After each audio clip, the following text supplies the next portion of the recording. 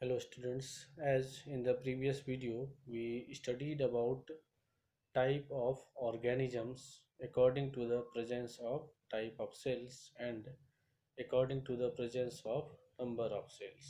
Today we will study about a few more things about cell. First of all, there is a mistake in previous video that 1 micrometer or 1 micron is equal to 10 to the power minus 6 meter. So correct it.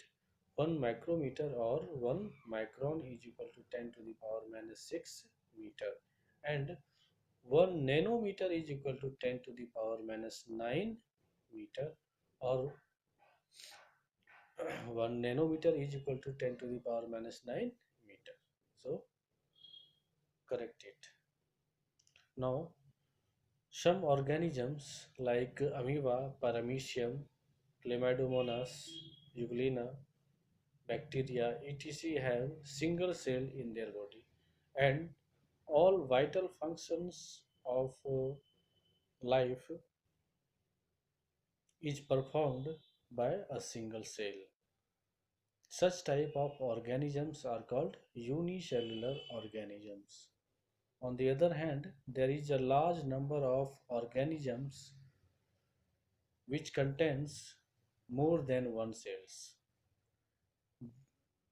In these organisms, different types of cells are present in groups, and these different types of cells perform different specific functions, and this is called division of labor.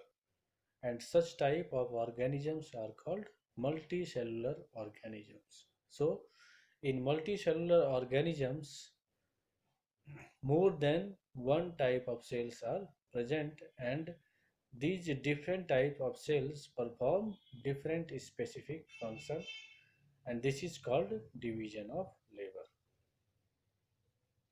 Now, any cell either present in a unicellular organisms or present in a multicellular organisms perform similar basic functions like respiration, nutrition, reproduction, etc., which are very essential for survival of their life. Now, how the study of cell is possible? First of all, there is a special branch of biology in which we study about cell and its structure, and that branch is called cell biology.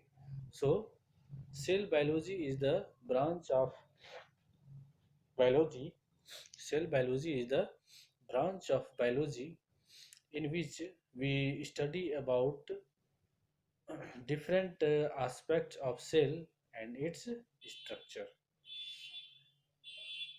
Now, the study of cell is possible only with the help of microscope. As we know that cell is a microscopic structure, it cannot be seen by our naked eye. So, there is a requirement of microscope. Now, microscope is of two types: light microscope and electron microscope. Light microscope is also known as compound microscope, and it uh, it is a high resolution microscope which is made up of glass lenses. There is presence of objective lens and eyepiece, with the help of which its magnification increases by multiple times, and sunlight or visible light is used or utilized to observe different objects inside the microscope. So light microscopes are made up of glass lenses, and these glass lenses are called objective lens and eyepiece, with the help of which its magnification increases, and a compound microscope uses visible lights for observation. Second type of microscope is electron microscope. Electron microscopes are made up of electromagnets, and for illumination of objects, electrons are used. So, in that's why it is called electron microscope, because for illumination of objects, electrons are utilized, and for magnification, electromagnets are used. It increases magnification up to 1 lakh to 5 lakh times, and with the help of these electron microscope, it is possible to understand different type of cytoplasmic structures present in a cell. So only with the help of electron microscope it is possible to study different structure of cells, and electron microscope is discovered by Knoll and Ruska in 1940. So it is possible to study the cell and its various internal structure due to the development of electron microscope. Now,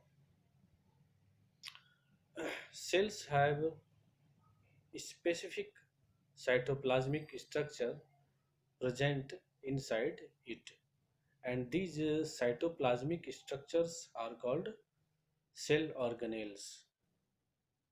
So, cell organelles are those cytoplasmic structure which are present inside the cell, and different cell organelles perform different specific function for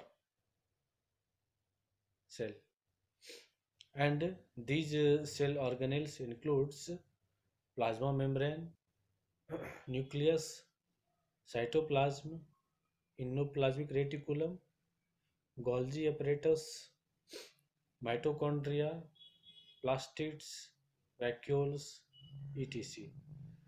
Now we will study about these cytoplasmic structures or cell organelles one by one, and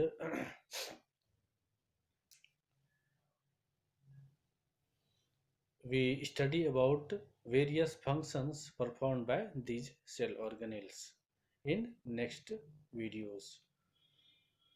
Now, if we take a typical cell, its main structure includes three parts. Number one, plasma membrane or cell membrane. Number two, cytoplasm. And number three, nucleus. So, a typical structure of a cell contains three parts, that is plasma membrane or cell membrane, cytoplasm, and nucleus. In the next video, we will study about these structures. So, thank you for watching this video.